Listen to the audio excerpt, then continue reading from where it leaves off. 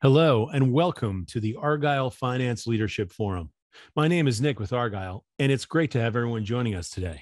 A couple of notes before I turn things over to our panel moderator. First, a quick reminder to stop by our sponsors' virtual booths at any time during today's event and for the following week. Our partners are committed to providing you with valuable content and a great overall experience. At any time during today's event, you can visit their virtual booths from the main agenda page, which include complimentary materials, information, and meet and greet opportunities. To ask questions throughout the session, simply type into the Q&A chat, and we will address your questions at the end of the session. Now, without further delay, I would like to introduce our moderator, David Minori, VP at Norca. We're excited to have David and our panelists for a panel discussion titled Navigating a Distributed Workforce and Building a Hybrid Culture. Welcome, David. Over to you. Thank you, Nick. I am going to be your panel moderator today. I will be in good company with Alonso Ramos from the Intech Group and Nijaruna Niranjan from the Master Fluid Solution. A couple of words about me. I've been working in finance for 25 years, corporate accounting, controlling. I'm now working in a steel manufacturing industry with a team scattered between China and the US. Previously, I was leading a team of 60 at Forvia in the automotive industry in Michigan. Team scattered between Mexico and India and the US. So like hybrid world, hybrid environments. Very interesting, very fascinating topic that we're going to go through today. And before we start, I'll let Alonso and Nijaruna present themselves. Nijaruna, you go ahead. Oh, thank you, Alonso. Hi, I am Nijaruna Niranjan. As David said, I am the Chief CFO or the Chief Financial Officer for Master Fluid Solutions.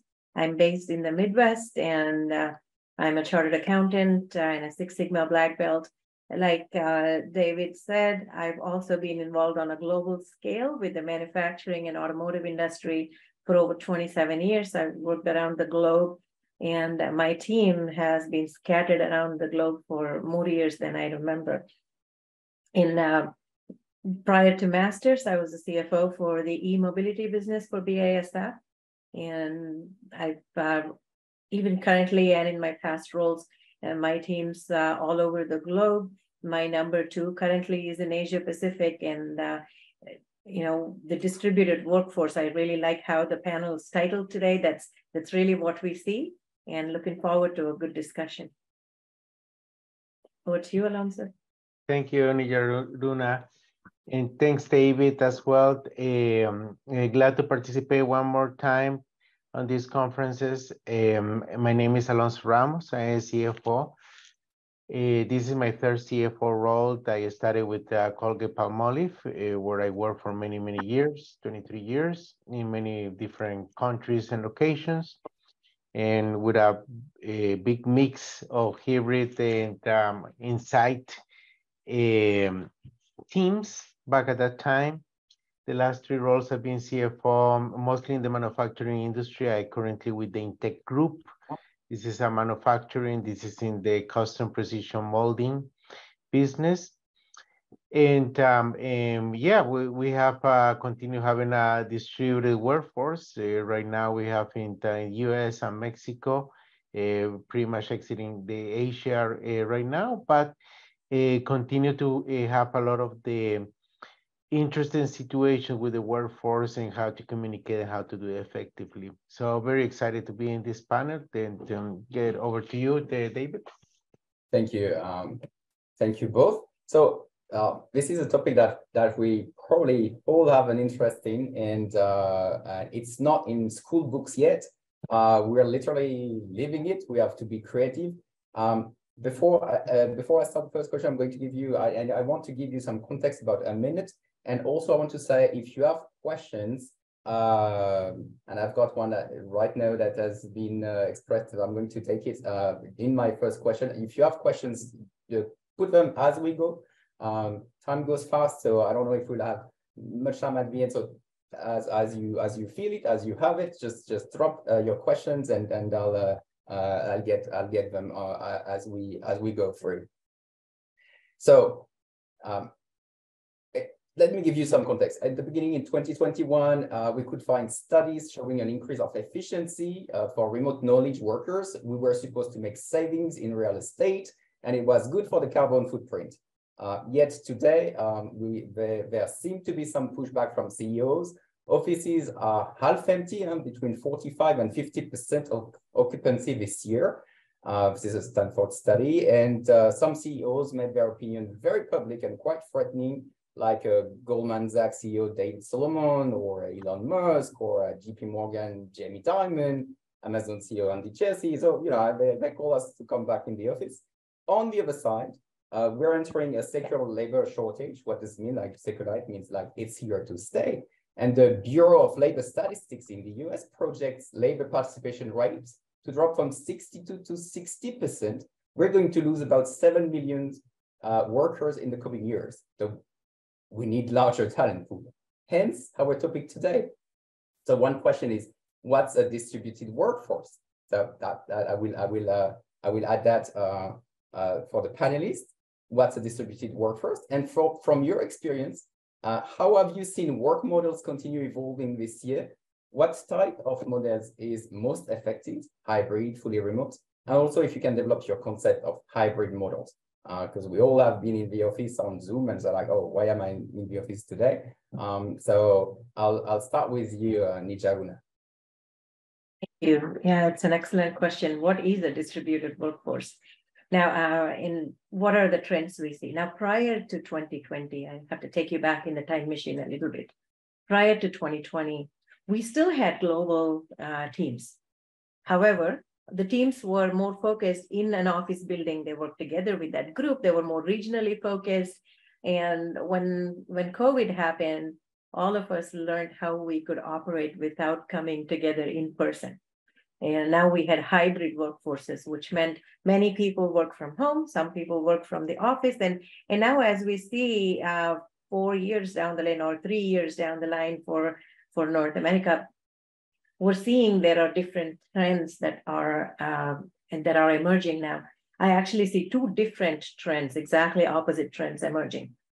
In the last 12 months, about 156,000 people, as many as those, changed jobs.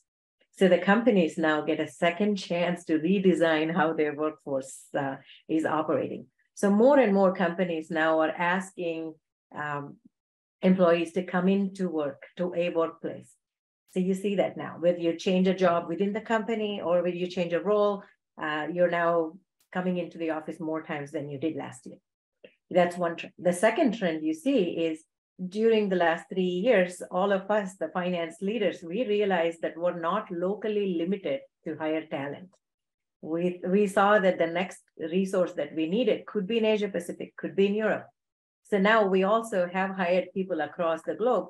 We've hired people from different states within the country if they had the right requirements. So now we have people working in places other than our headquartered address of business. So that's really, to me, what is a distributed workforce. You have people in all parts of the world, sometimes in the same state, but in different places. That's really the challenge today. I want to pass on to Alonso, see if he has something to add, and we'll go from there. Yeah, thank you so much, Nijaruna. Very interesting what you're saying. And yes, it's pretty much what I have seen on my side, the more distributed workforce, especially in a market that becomes more competitive to attract people and to retain people. Many candidates out there, they actually request to work from home for 1 or 2 days. So many actually fully work from home. So it puts the companies in an interesting situation, because it's in order to be able to attract and maintain a workforce, companies have been forced to be flexible. However, then and let's talk a little bit about the reasons why there's this tendency to ask for people to come back to the offices. During the COVID time, I mean, there was no option. I mean, we have to work remotely. And in many industries, not in all of them, manufacturing, healthcare have the limitations. Maybe finance was a little more flexible, but many industries have limitations, so they couldn't really do it, or not fully. But the problem that was perceived by many companies is that people start losing their connection, their engagement with the organization. It's not like a cliche, but it's building relationships continue to be one of the most important things you can do at work. Now, you can argue you can do that maybe by email, you can do that by over the phone, or you can do it in virtual meetings. Yes, and you do, and you can. As it's going to be as effective as it's in person, probably not. It's difficult to reproduce completely the in-person environment, the side conversation, the situations in which the people get engaged, maybe even go and do a little informal, like maybe go out for lunch or things like that. It's very there has a limitation to reproduce that virtually. So that's what the companies perceive, that it's, if they want to retain people and create a certain company culture, you make it a little more limited. And that's when I challenge kind of everybody to think about, is that it is not somehow it's perceived that it is as a negative, that the companies are asking people to come back to the office. And there are two sides of the story. I mean, at a certain point, there could be a benefit of bringing them back. And for both the companies and for the people, it's very important to be social, to build relationships. Having people in the office, is a way to create this kind of environment. So kind of what I have seen happen is kind of that many companies and people have fall in the middle. I mean, it's like maybe 2 days a week from home, 3 days in the office, or different combinations. But there's not it's not like a fully from home or fully in the office, because those two scenarios have disadvantages. So it's kind of the best of the two worlds is to see, and this is what I think is happening everywhere. So going from that, do you think technology is here to help for the commitment of the workers? What technology investments are most critical according to you? And I want to open a parenthesis, and also it's probably linked to the pushback we see, trust versus control. I'd like to get your opinion on the fact that more employers are using new technology to monitor remote workers with sometimes pretty pervasive, usually cheap, but sometimes controversial tools. There was a survey recently on digital.com about 1,300 US employers with remote employees, which showed that 60% of these companies were using a work monitoring software of some type. And I think the rise of monitoring software is one of the untold stories of the COVID pandemic we will have to get used to. So, broad question is not, don't focus just on the monitoring software, obviously, but what are the technological tools we're going to go along with in the coming years to make people more committed? And maybe we can start with you, Alonso. All right, thank you, David. And I think it's undeniable that pretty much in almost every company, we have people that are in different locations. So it's just not a matter of you're working remotely or not. It's just that you're in different sites. Many times your commercial team, in case of manufacturing, a lot of our production, in our cases in Mexico, is a simple example that we need to have in communication every day, all the time. I mean, constantly, it never stops. So we need to use technology for this. And not to recommend or mention any particular technology, but I would say that the applications that are integrated and bring more tools together facilitates or make more efficient the teamwork, especially when on remote locations. So particular Microsoft Teams became very popular during the COVID time. I think they took a little bit of advantage of that time. It's not the only one, but regardless if that's your tool or not, I think the ones that are integrated, that you have the email, that you have the calendar, you have the instant messaging, you can share files, you can do video calls, you can record the sessions, and obviously have better audio and video capabilities. They're easier to connect as well. I mean, you still see all the kind of problems in certain tools that lose communication or doesn't hear well. So those are the things that make a differentiation, especially because you don't really want to have one tool for your email, one tool for to reserve a meeting, or to call for a meeting, or to share files. So the more integrated you are, I think the better. And it's a necessity right now. And I think one of the benefits of COVID is that I think, from my perception, is that the technology improved a lot during that time. And that is allowing us to work more effectively with the things that are in our location, which already happened before. But I mean, any one of us probably can tell all the stories of all the 15 minutes lost at the beginning of a meeting because we couldn't connect, or with the communication didn't work for some reason. So many of the things have been improved, and we can take advantage of that. Just pretty much my opinion. I think it will say that look for integrated tools that work well, and also don't forget. I don't want to forget to mention that it's very important tools that can ensure the cybersecurity. Cybersecurity is an issue right now, is a bigger issue every day. There's more and more investment, research, and work on it, and everybody's working very hard on cybersecurity. However, it remains more and more challenging.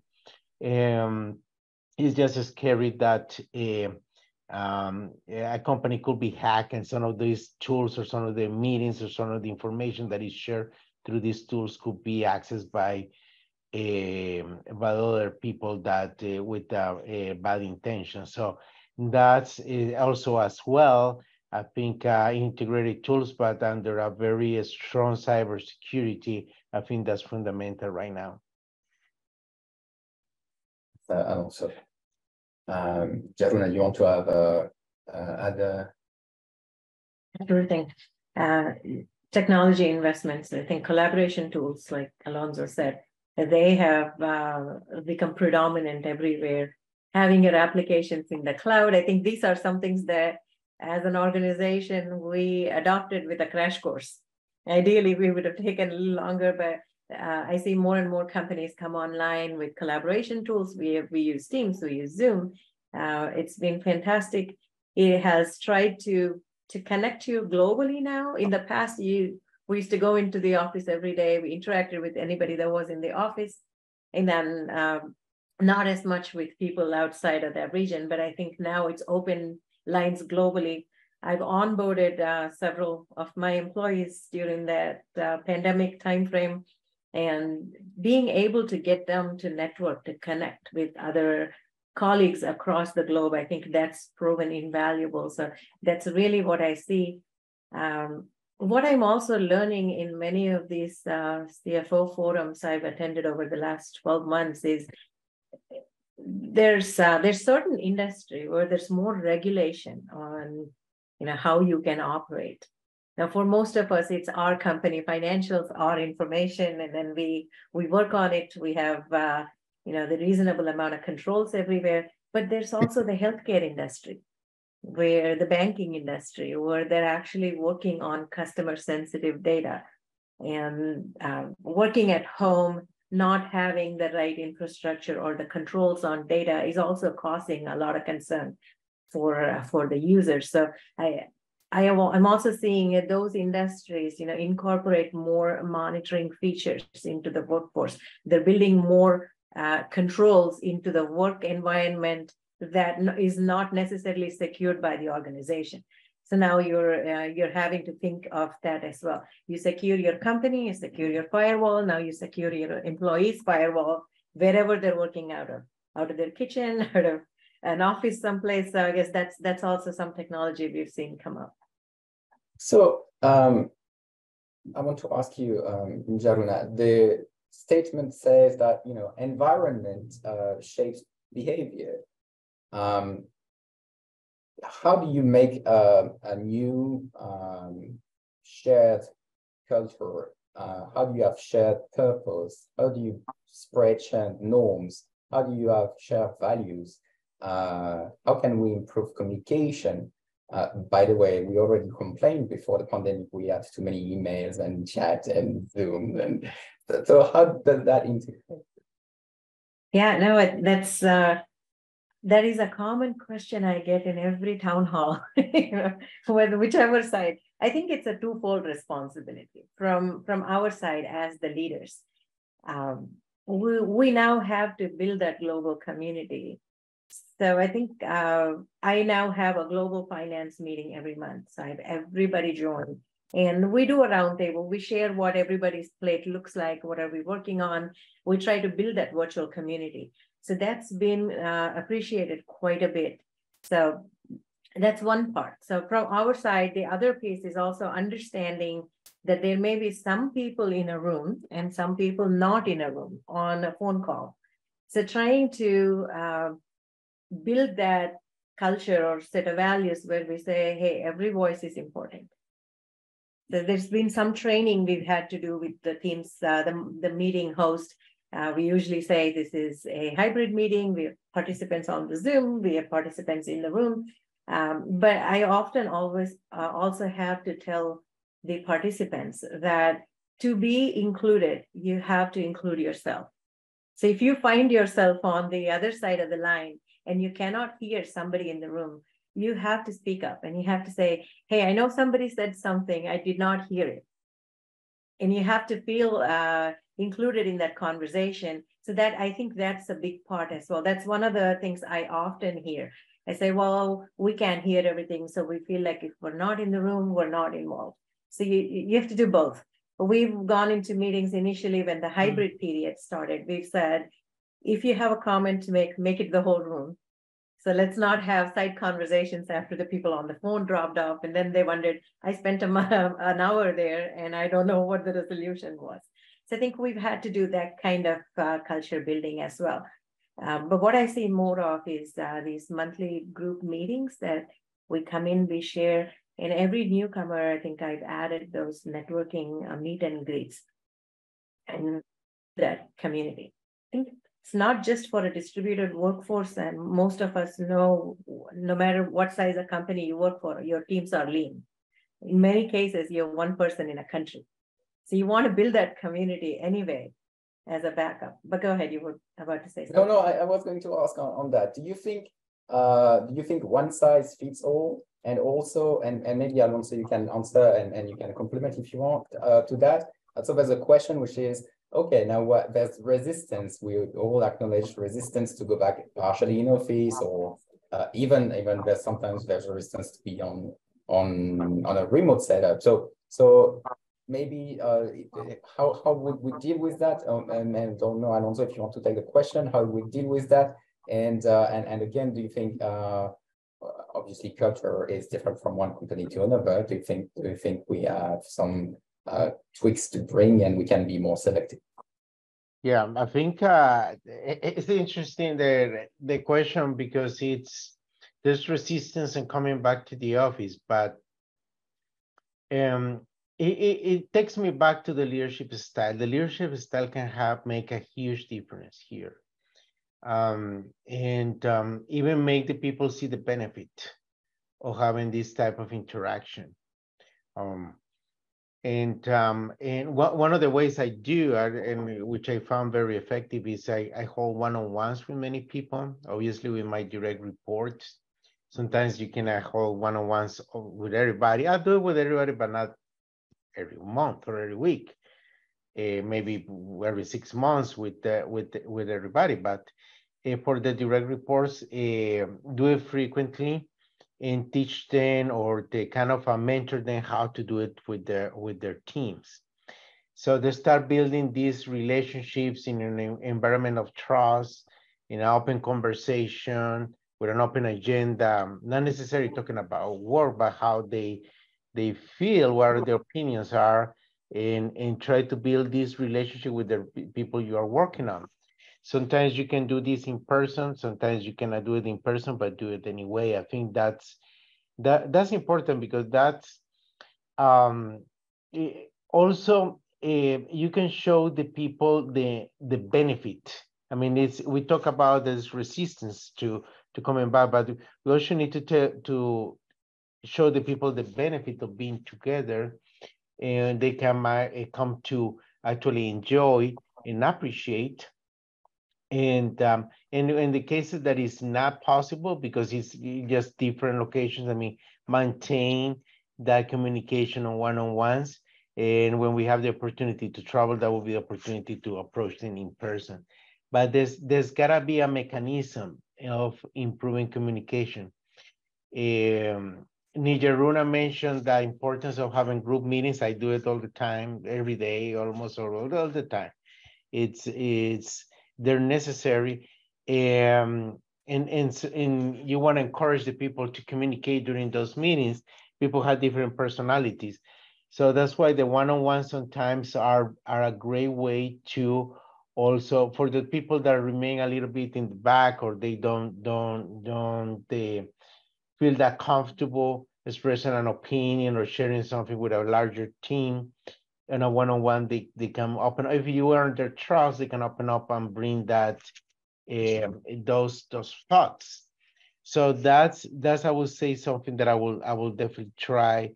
Another way that I do is well, obviously informal lunches. I do cross training as well, cross training sessions with people of different functions, on one teaching the others, and also use that opportunity to not only as a training, but also as a tool to start building relationship and have a little more personal touch in the team. That's a good example of a situation that it's better to do it in person than to do it virtually. You can always do a cross training virtually, but if you have everybody in the same room, it feels it opens up conversation that usually you won't have virtually, because there's this limitation on in terms of the technology. So that's how what I have seen. I really have a lot of success having the one-on-ones, and once you're the trust of people, and then open up to you, I think it's the type of relationship, a conversation you have, and the insights that the managers can have from the people are really, really valuable. So I like that you've mentioned the word leadership. I think it's important. Do you think the leadership needs to change? The Tom Peters coined the old phrase "management by walking around." Obviously, we can't wander around anymore. So do you think we need to update the style? I also read there was the question on return on investment about hybrid models. I want to answer that. There's a lot of studies to show that in some areas there's an improvement of the efficiency. So I can share with you some documentation, but there's also now enough literature to say that there's a difficulty for newcomers and to integrate the first generation workers, and that is a hard struggle that we can witness. So really we have to balance them both, and I'd like to ask you, and I have also had the privilege to be to change job during this area, and you have only one network, which is basically your boss, and you're kind of, how do you deal with that? What are your advice? What can be done for the newcomers and first workers to facilitate their integration? And also a word on leadership. Is it the same leadership? And also you can continue on that thought. Yeah, no, I would say that there's a challenge to the managers right now. It's as we work more into a hybrid and more the extended teams and distributed the workforce. It loses a little bit of the connection And it makes it a little more difficult to build a company culture if everybody is sitting in their home. I mean, it's difficult to build on that. So there's a challenge to the managers. It's not just as easy as say, come back to the offices. There's a challenge to the manager. Managers need to learn to be more approachable, more personal, not change a little bit the mentality. Is not only thinking that the employee needs to earn me or earn my trust. I need to earn the employee trust and somehow loyalty as well. So it's a little bit of a different type of leadership. I think it requires a change in the mentality on the leadership and to help people feel more comfortable with this environment and somehow the manager needs to compensate on the limitation of the distance the technology brings and the remote locations, but creating an environment in which people feel comfortable, there's trust, and there's a better, more open and honest communication. So I think that's the challenge is for the leadership. The leadership definitely needs to adapt to the new times. Thanks. Thank you. Nijaruna, you want to extend on that thoughts? Yeah, sure. The resistance is real. It's true.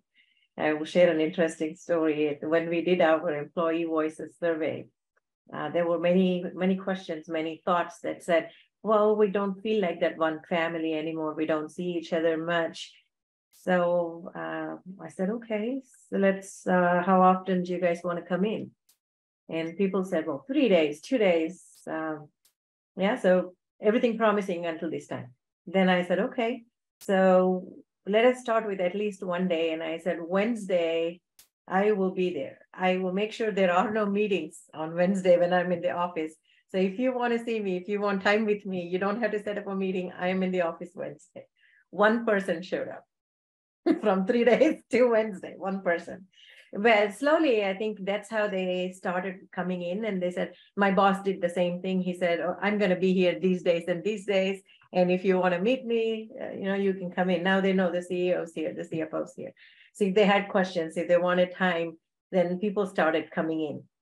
And then we did our monthly meetings in person. We did our feedback sessions in person. So that's slowly how we built the culture. We said, okay, I'm going to be here and you don't need an appointment to see me. So we said office hours. But you had another good question too. How do you onboard young generation, first-time workers? And that is a big question, because in the past, they knew when to show up, what to do, where to come, and they knew their first day started. Now with the virtual setup, it was a totally different animal. What I had to do was I had to make sure they had a full agenda of what they were going to do. In the first week, they met with several people that impacted their role. And we worked with the team to make sure they explained to our new colleague how they impact their role and who to come for. So building that network and building that slow trust, I believe, is very important. And the leadership style, I think if you're approachable, if you're able to train, and if you know any question that you have is a phone call away or an email away, I think that's the culture we need to start building in the team. Thanks, and I will retain tone at the top, therefore. Absolutely. Okay. Allow me for some context in the last question I'd like to raise. I read a bit everything and the contrary on that one, and it's so let me Harvard Harvard economist Goldin, I just read about her latest article. She demonstrates how the need to work long hours outside the home at prescribed times is one of the most important challenges for women, perpetuating disparities between the genders. She makes a point that remote work is going to be an opportunity for women. Yet in June, there was a publication from the Census Bureau showing that women indeed spend twice as much time caring for children than men do. It's about they're very, very accurate, 1.74 hours per day. And last year, 41% of female workers spent time working at home, plus 28% of male workers. Many argue that being at home more often will impede promotion for women if this is the ratio that is going to continue in the future. So regardless first of the gender, do you think remote or hybrid work environment has an impact on the career advancement? And do you see remote work then as an opportunity to level the gender playing field? I think it's a very hard question. I can't really have a very unanimous answer on that. So I will ask you, Nijaruna, first to try to appreciate these questions. Mm-hmm. Yeah, that is a difficult question. You know, the jury is still out on that. From personal experience, I do think that if the jobs are not location limited, there is a greater resource that is available. And while the gender parity that you do talk about, especially for relocations, for working outside of your home demography, I believe that does play a point. And you do see more roles that are being accepted by women to leadership positions. So that definitely is happening. However, the second thing that needs to happen is the openness to make roles available to remote working as well as the traditional work from this location. So I believe we still have to make a lot of progress there. We still seem to think, especially the larger leadership roles, we still seem to gravitate more towards positioning them somewhere in a headquarter location, closer to the board of directors, closer to the executive team. So I believe in those roles, we still have to make progress towards leveling that playing field. So maybe technology will not save us here. It's still very much education and very much. Alonso, do you want to take a stand on that question? Yes, I was listening carefully to Nijaruna, and I agree with her. I think it's the whole topic of diversity, equality, inclusion is still the reason it exists, so people call for it, is because we're still not there. And many people have very different opinions on this, and it turns a little bit complicated. But I would say I would challenge the audience or everybody to, whenever you go to a meeting, any kind of business meeting, I mean, it could be with your manager, it could be the team, it could be, just do a mental assessment of how many people are there, and see who are the people that are in leadership, how many people are of every different people are there, how is the diversification in that room, how is the leadership, what are they in the room as well, and make an assessment and think about it, because it becomes very subjective. I mean, you can say for this reason or for other reason, but when you go to a specific example, to a specific room, a specific meeting, and you see the people out there and their interaction, that will give you an idea of how far your organization has gone into diversification, inclusion, and equity, and quality, and that's a good way to see it. So because it's very hard to be objective on this, but if you see a specific example in your organization, you can have an idea how far you are, or maybe there's still room for improvement. Okay, yeah, it's a hard one. We're going to conclude in 5 minutes. I want to take a question before we do that. it's back to the leadership probably. It's a question like how do you get the workforce to come in office when employees who have been working in office before are now too comfortable with the remote work? And I also think it's time to acknowledge that we will never go back to what was before in terms of culture. But you want to have a quick word on that one? Nijaruna maybe, and Bernard also. Sure. Yeah, I agree with you. I don't think we'll ever go back to a full-time, everyday, in-person, everybody in the same place concept.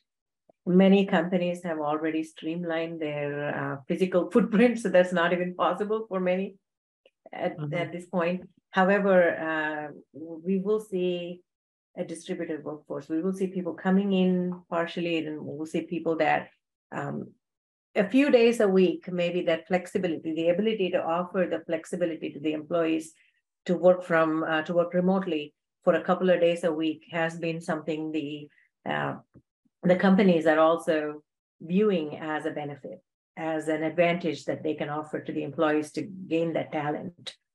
So that's what I see. Now, the resistance, how do you overcome that resistance? That is a very difficult thing to do. There is a lot of resistance. And for speaking just for me, I live in Michigan, I work in Ohio. I drive about 3 hours every day, and I work from home 2 days a week. So just to myself, I see the hour and a half that I could save if I was working from home.